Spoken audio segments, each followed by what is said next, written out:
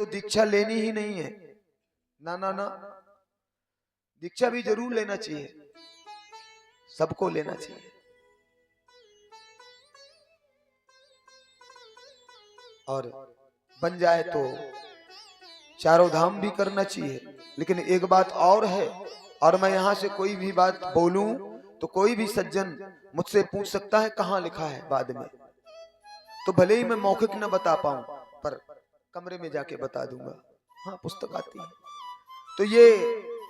लेकिन अगर किसी कारणवश, शारीरिक क्षय के वश या आर्थिक परिस्थिति के बस हम ऐसा नहीं कर पाते हैं, तो केवल श्रीमद् भागवत महापुराण और ब्राह्मण भोज या कन्या भोज से ही आपका चारों धाम का भी पुण्य फल प्राप्त हो जाता है। लिखित बात है। लेकिन अब इसका मतलब नहीं कि हो नहीं जाता है तो हमारे पास सब कुछ है, शरीर भी स्वस्थ है, धन भी है, फिर भी ना करें है? श्रीमद् भागवत कथा में दीक्षा की आवश्यकता नहीं, तो इसका अर्थ यही नहीं कि दीक्षा ले ही नहीं। दीक्षा तो बहुत आवश्यक है, बहुत आवश्यक है।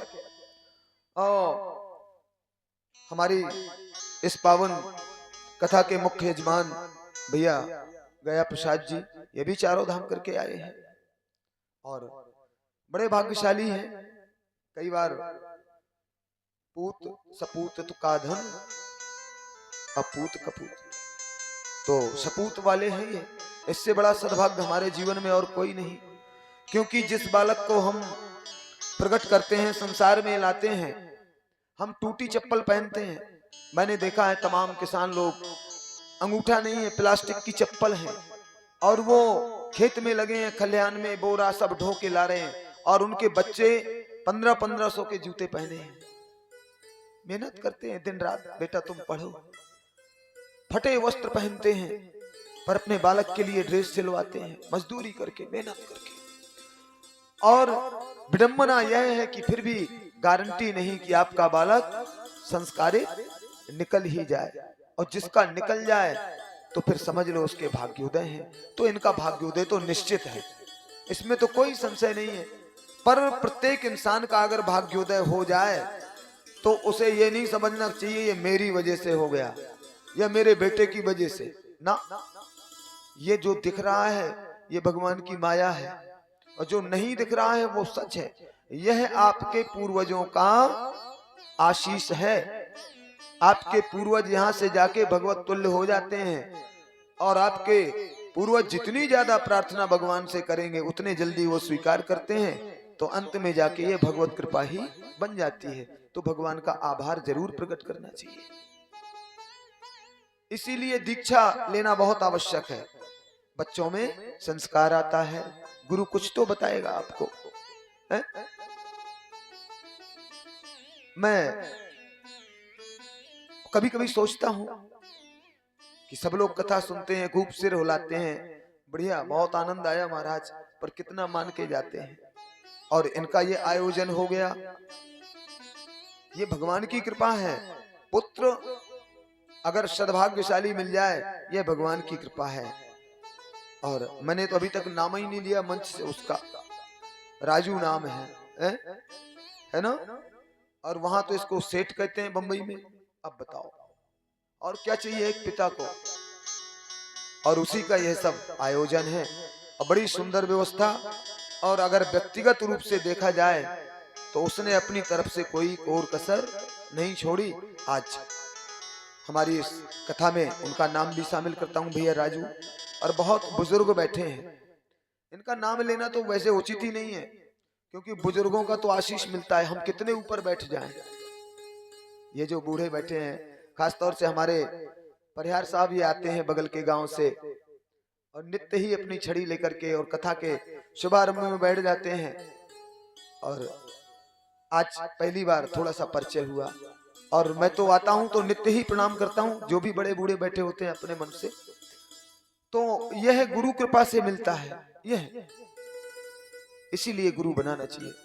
उड़िया बाबा थे श्री धाम में, एक व्यक्ति ने कहा कि क्या आपने ये सब गुरुदम मचा रखा है, गुरु बनाओ गुरु बनाओ, खूब चेला बनाते रहते हो, 1000 2000 10,000 हो गए सो पड़े पड़े खाते हो, बड़े बड़े आश्रम चलाते हो, सबकी दक्षिणा आती है 10%।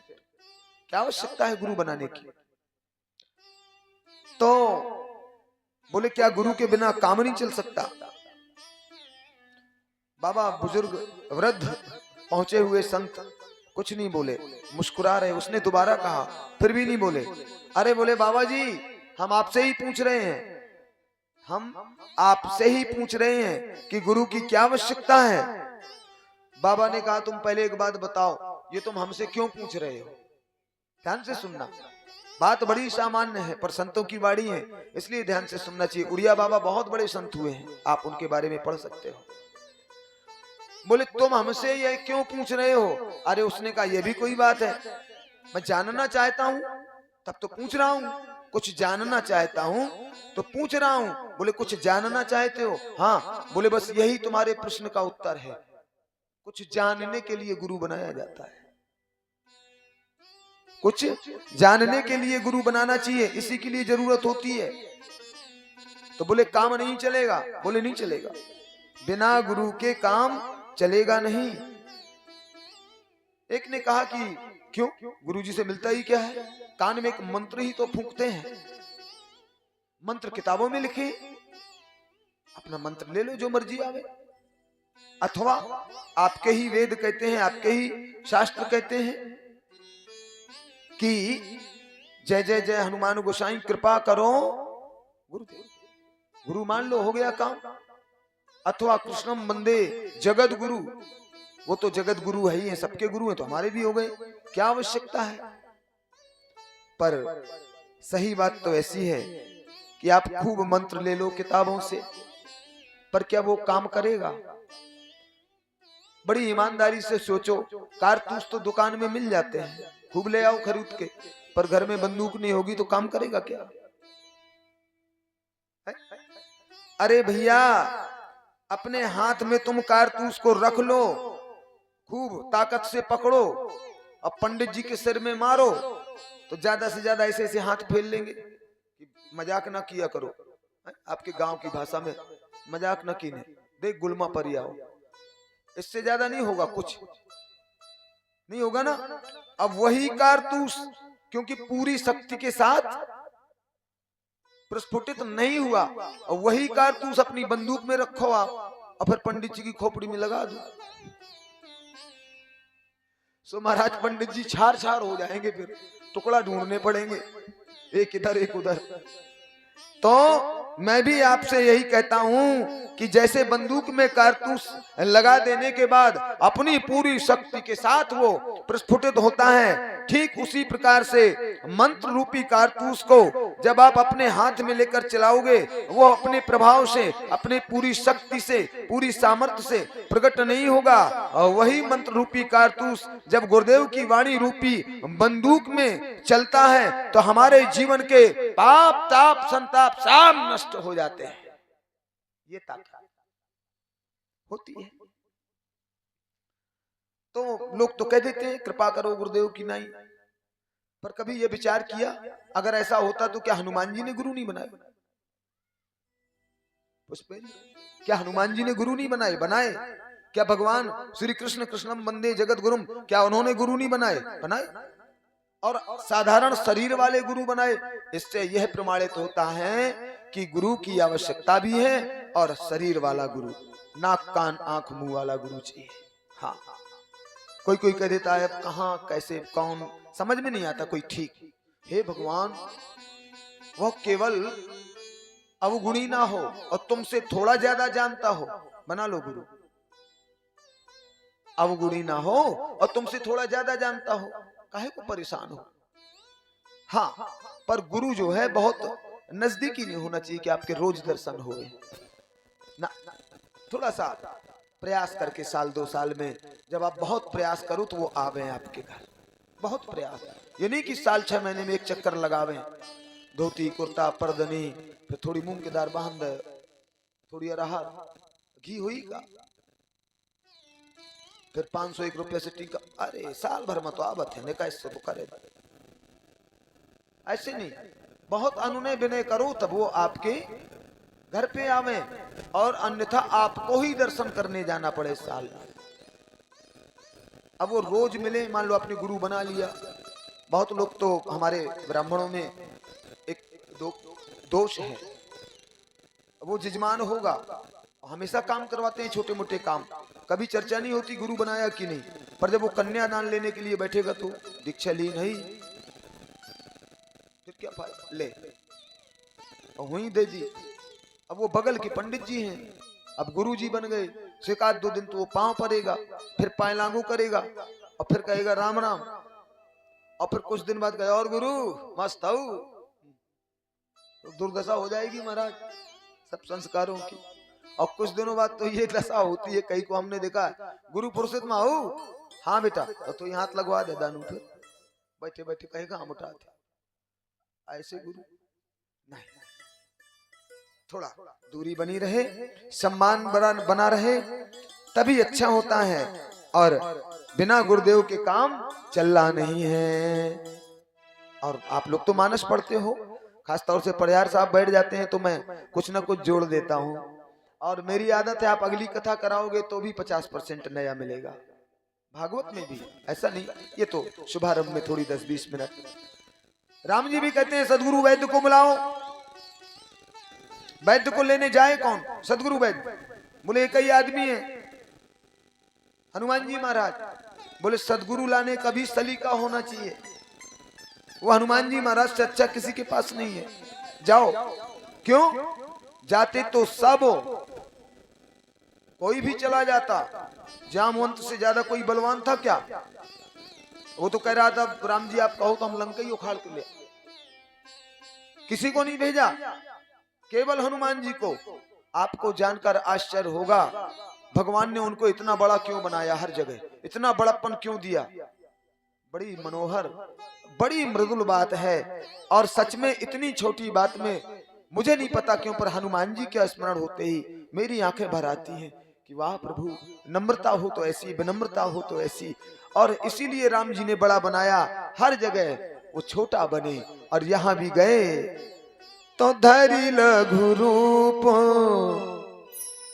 बड़ा नहीं, हाँ धरी लघु रूप गयऊ हनुमंता, धरी लघु रूप गयऊ हनुमंता, ओ धरी लघु रूप गयऊ हनुमंता, धरी लघु रूप गयऊ हनुमंता, ओ धरी लघु रूप गयऊ हनुमंता, धरी लघु रूप गयऊ हनुमंता, धरी लघु रूप गयऊ हनुमंता, आगे भवन समेत तुरंता, ओ आयो भवन समेत तुरंता, आयो भवन समेत तुरंता। आहा।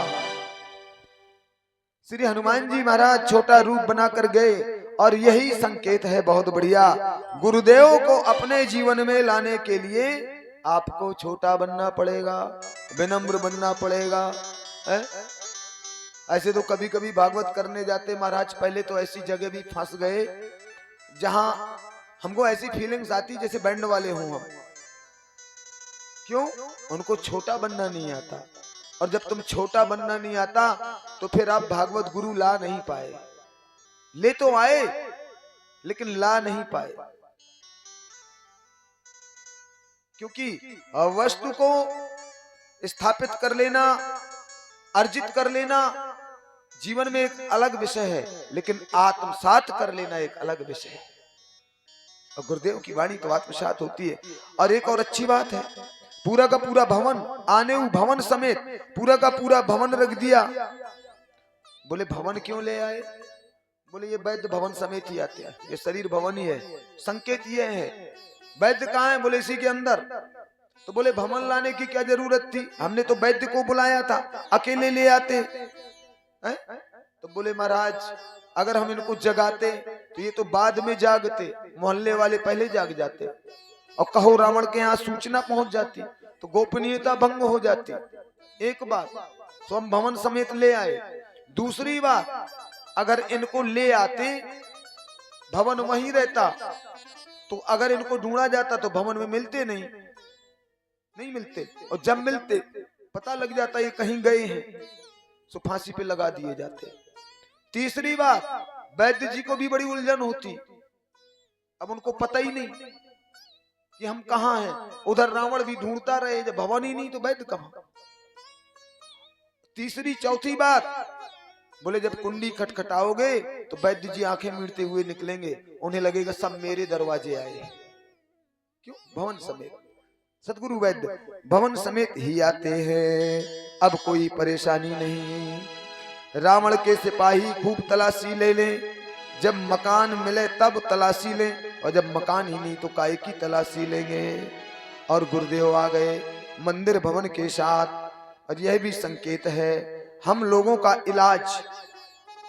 अब ये मत सोचना बीमारी क्या है, बहुत बीमारियां हैं, अहंकार की, लोभ की, क्रोध की, मोह की, तो इलाज करने के लिए सदगुरु वैद्य संसार में अपने इस शरीर रूपी मकान के साथ ही आते हैं। यह मकान है जहां से हम कथा सुनने आ रहे हैं, वो हमारा मकान नहीं,